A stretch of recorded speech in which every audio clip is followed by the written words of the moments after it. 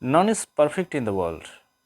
Of course, if you want to acquire your knowledge in English, then of course you have to forget that you are making mistake.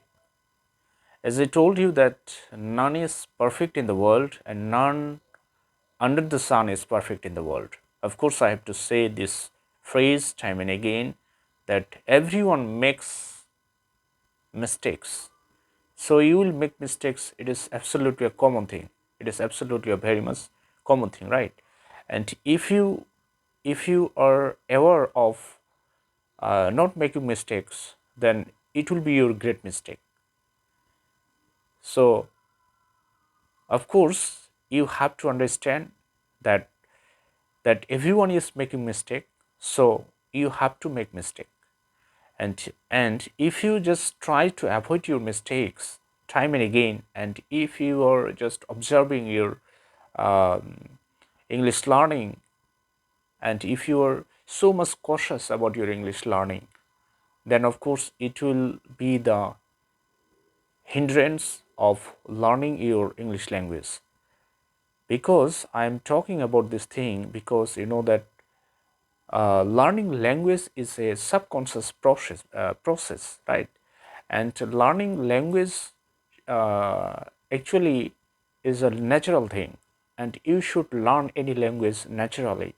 Of course, you have to focus on specific points, but if you are trying to focus on every aspects of learning language or every aspects of languages, then of course it will be the great hindrance, it will be the great obstacle to you, right? So you should not just focus on making you should not just focus on rectifying your English learning, right? You should not focus on how to be correct yourself. Please don't do that. Just you were just aware of learning English language, and you should be aware of acquiring knowledge. You should be aware of speaking English, because you know that.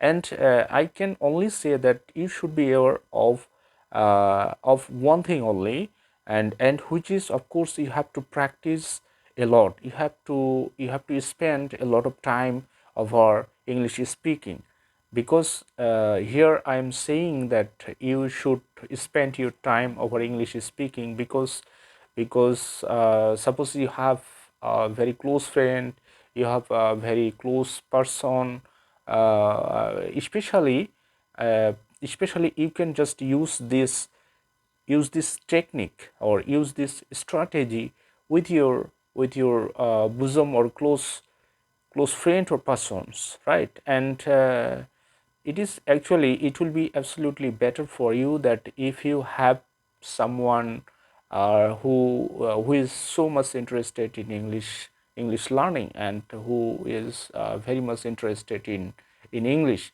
though he just cannot speak in English fluently, he cannot share his ideas or notions with you in English. It doesn't matter, but he does not show his indifference to English, right? And just he is enthusiastic, and he is actually energetic to listen any lecture in English, and this kind of person is actually so much helpful for anyone who want to achieve or who want to acquire knowledge in English, or who want to be fluent in English, who just want to learn how to achieve English fluency. So you should choose someone who is very much enthusiastic to listen or to hear any lecture in English, right? And it would be absolutely better if you get someone who can share his ideas with you in English, and just you are just trying to share your ideas with him in English.